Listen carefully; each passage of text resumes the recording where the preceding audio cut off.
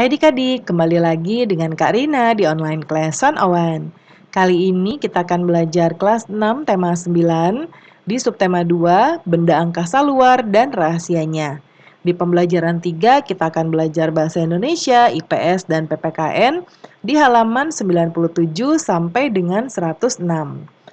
Yuk di-subscribe dulu, klik loncengnya, like dan share juga ya. Gimana kabar adik-adik hari ini? Semoga semuanya dalam keadaan sehat. Nah, adik-adik, sekarang kita lihat perkembangan ilmu pengetahuan dan teknologi merupakan salah satu akibat dari modernisasi. Nah, coba kita lihat adik-adik bersama teman-teman, nanti adik-adik cari tahu bagaimana ada alat-alat atau benda yang ada di sekitar adik-adik berkembang dari berkembangnya tuh dari dulu sampai sekarang jadi seperti apa. Ya, dan juga kegunaannya. Nah, yuk kita bisa simpulkan di bawah ini. Nah, ini Karina buat contohnya. Dalam bentuk gambar juga, teknologi sederhana di masa lalu. Kalau zaman dulu ada kentongan ya untuk berkomunikasi ya, ini ada di sini. Kalau sekarang kita sudah menggunakan handphone atau telepon seluler atau smartphone. Zaman dulu yang kedua ada pedati ya, seperti ini untuk alat transportasi masih menggunakan kerbau. Kalau sekarang udah pakai mobil, truk, dan lain-lain. Kemudian yang berikutnya untuk menulis kita masih menggunakan batu sabak. Sekarang ya sudah pakai buku ya. Lalu dulu kita masih pakai mesin ketik kayak gini ya. Karina masih merasakan nih adik-adik ada tugas sekolah menggunakan mesin ketik kayak gini ya. Kadang-kadang tuh jarinya suka kejepit nih di antara-antara ini ya. Karena dia harus dipencet sampai dalam. Lalu juga kalau sekarang ya kita sudah pakai komputer atau laptop ya. Dan yang dulu masih membajak sawah menggunakan kerbau ya. Kalau sekarang sudah menggunakan traktor, jadi sudah pakai alat ya. Kesimpulannya, perkembangan teknologi menjadi kebutuhan manusia yang semakin beragam dan cepat. Modernisasi menjadi salah satu hal yang tidak bisa dihindarkan, namun masih dapat dihadapi dengan bijak. Nah, berikutnya modernisasi dan budaya masyarakat. Silakan adik-adik baca dahulu ya.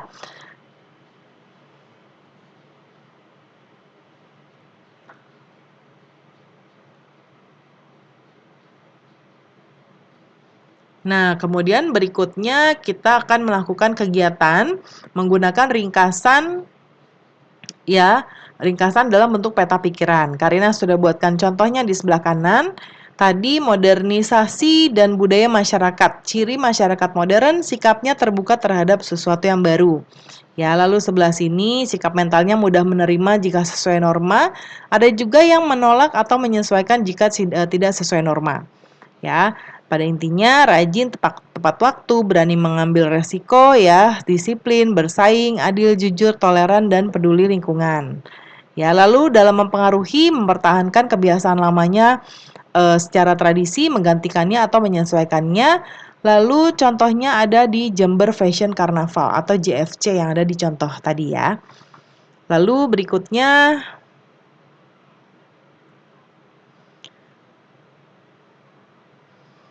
Kak Rina lihat yang berikutnya ya. Nah, di sini ada clipping. Adik-adik diminta untuk membuat clipping ya.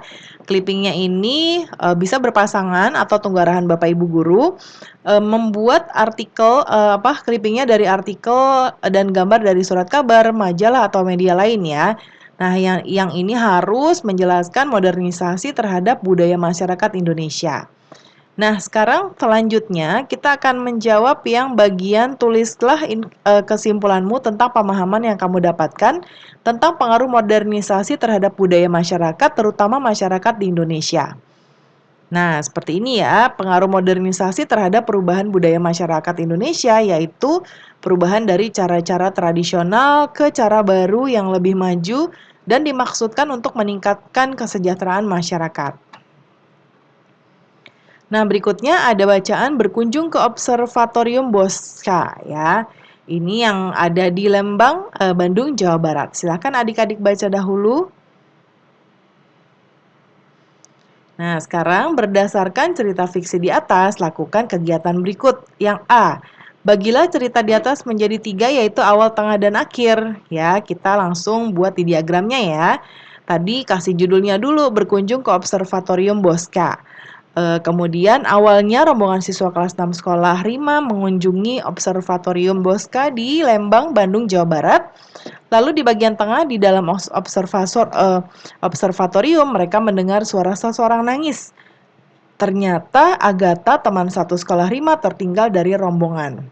Di akhir, sambil menunggu Kak Yani menghubungi rombongan, Rima membagi minumannya agar Agatha tenang. Rima bersyukur karena diingatkan peristiwa ini. Kemudian berikutnya yang B, jika kamu adalah penulis cerita di atas dan diberikan kesempatan untuk mengubah jalan ceritanya, bagian manakah yang ingin kamu ubah ya? Nah, Karina buat seperti ini, saya akan mengubah di bagian tengah sehingga jalan ceritanya akan seperti ini. Rima yang berada di belakang rombongan mendengar suara anak perempuan nangis. Ya, Rima berusaha mencari asal suara tersebut sehingga tanpa sadar Rima juga terpisah dari rombongannya. Rima memang akhirnya mengetahui suara anak menangis tersebut ternyata adalah Agatha yang juga terpisah dari rombongan kelasnya. Rima dan Agatha akhirnya sama-sama terpisah dari rombongan sehingga kepanikan sempat melanda kedua siswa tersebut. Namun Rima tidak larut dalam kepanikan, segera ia mengajak Agatha untuk mencari petugas observatorium Bosca dan meminta tolong ke bagian informasi untuk memberitahukan keberadaan mereka pada rombongan. Nah, berikutnya ada bacaan lagi ya adik-adik ya. Judulnya Tradisi Ngayah di Masyarakat Bali. Nah, artikel ini boleh adik-adik baca dahulu. Nah, kemudian sekarang kita akan menjawab di bagian ini ya. Banyak peristiwa di sekitar kita yang menunjukkan persatuan dan kesatuan bangsa. Berdasarkan artikel di atas, bersama dengan teman sebangku, cobalah mencari tahu dengan seksama peristiwa apa saja yang terjadi menunjukkan persatuan dan kesatuan bangsa. Jelaskan juga bagaimana peristiwa-peristiwa itu berhubungan dengan sila-sila dalam Pancasila. Tuliskan di selembar kertas. Karina sudah buat di sebelah kanan ya. Yang pertama, contoh peristiwa yang menunjukkan persatuan dan kesatuan yang berhubungan dengan sila pertama adalah saling menghormati antar pemeluk agama. Yang sila kedua adalah tidak membeda-bedakan teman berdasarkan suku, bangsa, dan agama.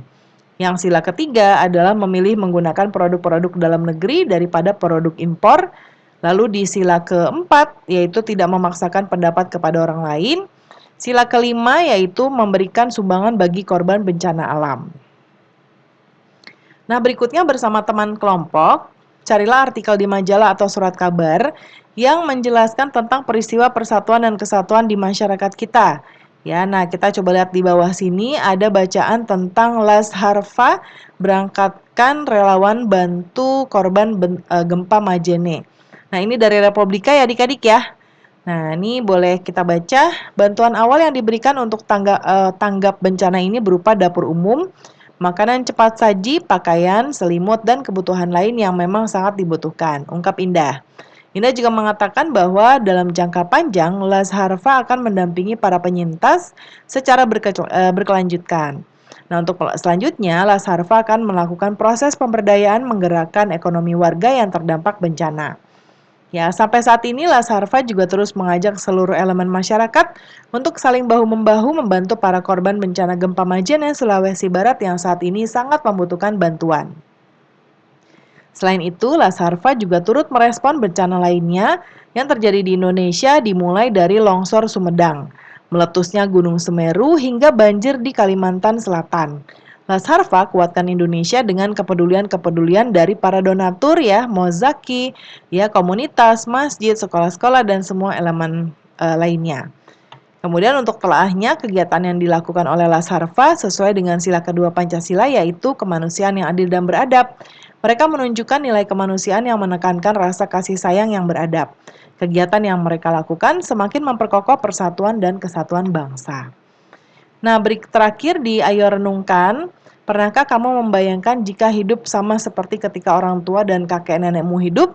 Ya, sikap dan keterampilan apa saja yang diperlukan untuk menjalani kehidupan seperti itu? Ya, apakah sikap tersebut diperlukan saat kamu menjalani kegiatanmu di hari sekarang? Nah, sikap yang diperlukan adalah percaya diri, mandiri, dan kerja keras ya. Keterampilannya adalah mampu memanfaatkan teknologi yang ada saat itu. Ya, sikap dan keterampilan tersebut tentu saja masih diperlukan di kehidupan masa kini. Nah, di bagian kerjasama dengan orang tua, diskusikan dengan orang tuamu peristiwa dan kegiatan apa saja yang pernah terjadi di lingkunganmu yang menunjukkan persatuan dan kesatuan masyarakat tempat kamu tinggal. Yang contoh Karina buat adalah kegiatan yang menunjukkan persatuan dan kesatuan di lingkunganku, antara lain menengok tetangga yang sedang sakit, membantu tetangga yang sedang hajatan, gotong royong membersihkan lingkungan, bersama-sama menjaga keamanan lingkungan dan lain sebagainya. Nah, pembelajaran kita sudah selesai ya adik-adik. Semoga semua pembelajaran kita kali ini bisa bermanfaat. Jangan lupa di-subscribe, klik loncengnya, like, dan share juga ya. Terima kasih sudah menonton sampai akhir. Mohon dimaafkan apabila ada kesalahan dalam perkataan maupun dalam materi yang diberikan. Sampai jumpa di pembelajaran berikutnya.